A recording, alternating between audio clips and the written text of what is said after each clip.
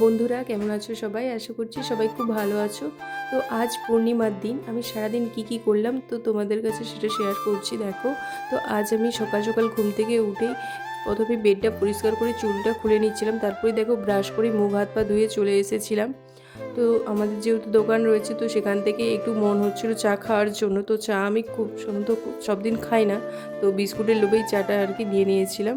তো দেখো, আর আমাদের বাড়িতে আবার এটা ভেবো না যে কাপ প্লেট নেই, তো এমনি শখ গিয়েছিলো তাই এই দোকান থেকেই চা একটু নিয়ে নিয়েছিলাম বিস্কুট ডুবিয়ে খাওয়ার জন্য। তারপরেই দেখো আমাকে আমার মা বলেছিল সবজি কাটার জন্য, এখানে সবজি কাটতে বসে পড়েছি। তো পূর্ণিমার দিন আমাদের বাড়িতে সব দিনই নিরামিষ রান্না হয়। তো প্রথমেই উচ্ছে ভাজার জন্য উচ্ছে কেটে নিয়েছিলাম। তো তারপরে দেখো শাক চচ্চড়ির জন্য শাক কেটে নিয়েছিলাম। তো আস্তে আস্তে দেখো সমস্ত কিছুই কেটে ফেলেছি। তবুও আমার মা বলে আমি নাকি কাজ করি না। তো তোমরাই বলো তো, আমি এত কাজ করি তবু আমার মা বলে আমি কোনো কিছু কাজ করি না। তো তারপরেই দেখো আমাদের গাছ থেকে টুক করে একটা বেল পড়ে গিয়েছে। তো আমি যাচ্ছিলাম তখনই, ভাগ্যিস আমার মাথায় পড়েনি, তাহলে আমার মাথাটা পুরো আলু হয়ে যেত। আমি তারপরেই স্নান সেরে এসে দেখি আমাদের পূর্ণিমার পুজো শুরু হয়ে গেছে।